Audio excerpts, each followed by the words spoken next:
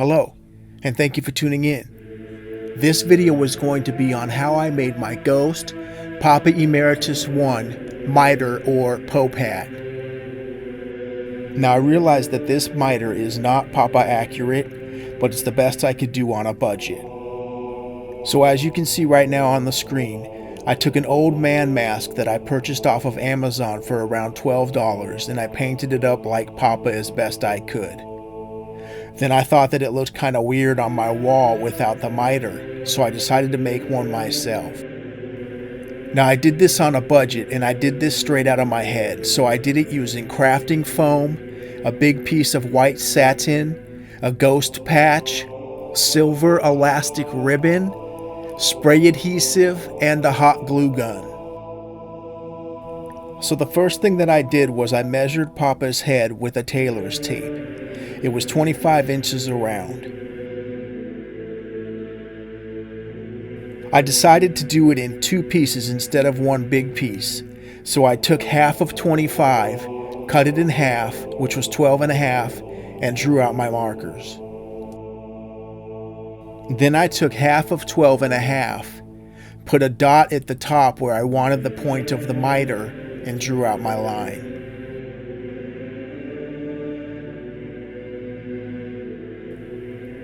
Next I cut out where I had marked, folded the foam in half, marked the other side mimicking the first, and cut out the rest of my piece.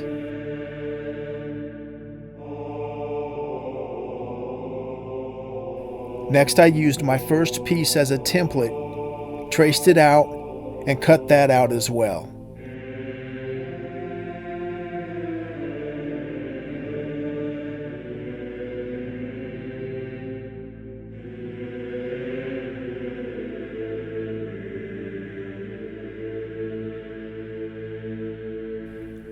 So after that, I ended up with two of the exact same pieces, a front and a back.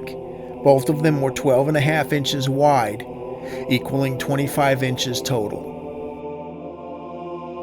Then I took my piece of satin and cut out two squares, large enough to cover one side each of the crafting foam.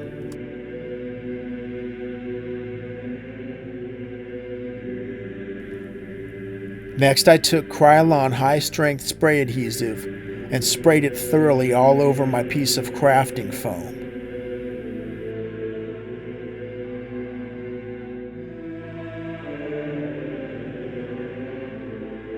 After letting my spray adhesive tack up a little bit to avoid bleed through, I took my piece of satin, shiny side up, and placed it over the piece of foam.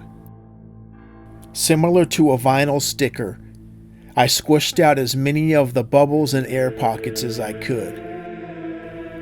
Now if I had it to do over, I would probably let the spray adhesive tack up just a little bit longer before I applied the satin, because I did end up with two BB-sized spots of bleed through. It's really hard to see them, but they are there. After applying the spray adhesive and the satin to the crafting foam, I let it dry for about 2 hours just to be sure that it was nice and firm. Then I went in with a pair of scissors and trimmed off the excess around the edges.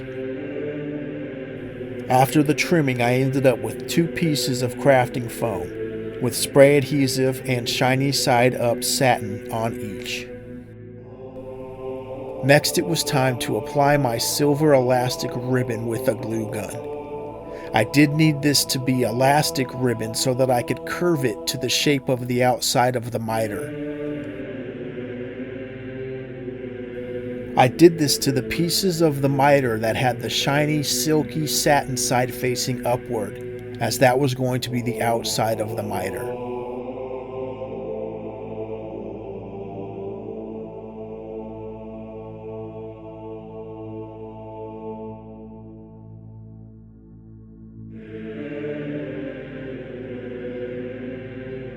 After doing this to three sides of the mitre, I then trimmed off the excess ribbon and scorched it with the cigarette lighter to prevent fraying. I left the sides of the mitre with no ribbon, as I'll be applying that once I put the front and the back together.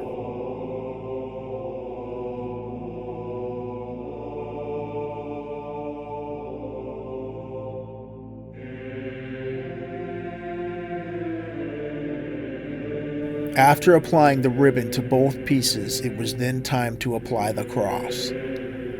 Now I could have used a number of different patches to do this with, but I chose this pretty much basic one because it looked the most like the Papa 1 Mitre. Although it is a little bit small compared to Papa's, it was the best I could find, so I just went with it.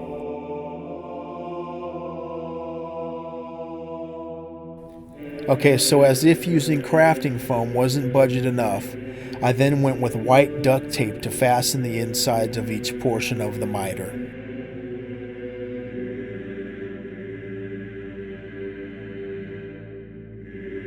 And once both sides are fastened together from the inside using white Gorilla duct tape, I then used a small piece of silver elastic ribbon and used my hot Gorilla glue to fasten it all together.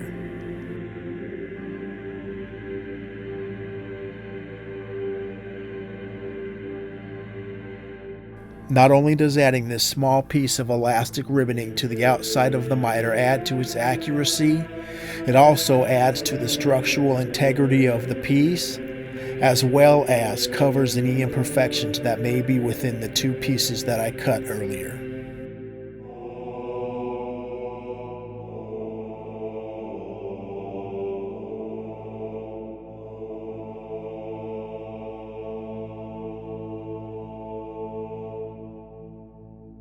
Then I did the same thing to the other side of the mitre. Kissed up the two sides, duct taped them with white Gorilla duct tape, and then applied the piece of silver elastic ribbon for structural integrity, to cover any imperfections, and to be more accurate to what Papa's actually looked like.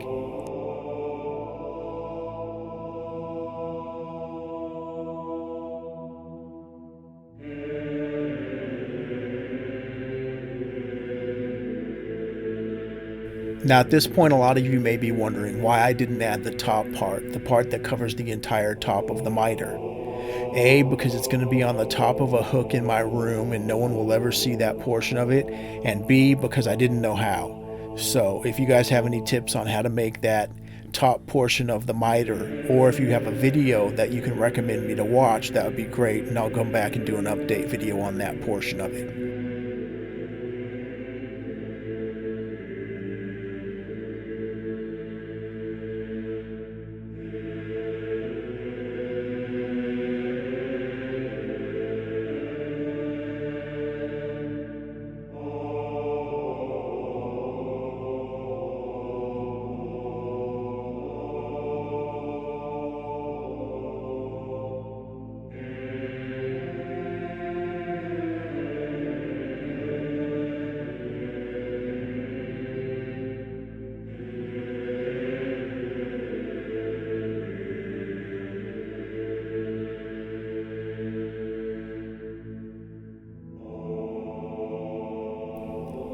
Now this next part is completely optional. If you're going to be able to see the back of the mitre or the flaps that hang down, you might want to add this part. If not, then you can skip this part.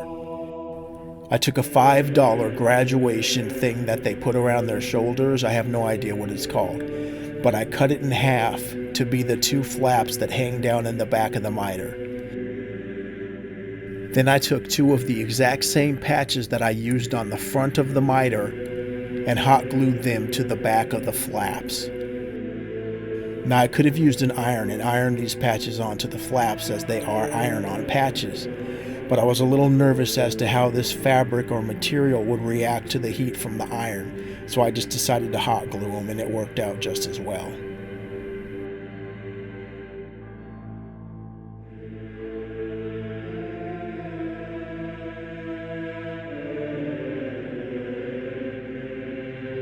And once I cut the flaps to the length that I wanted them, I fastened them in with some white Gorilla duct tape, as I wanted them to be temporary so that I could either cut them or move them up more later. And that's how I made my Ghost Papa Emeritus 1 Mitre Pope Hat. I know it's not the most accurate thing in the world, but it works for me. I hope you enjoyed the video, and thank you for watching.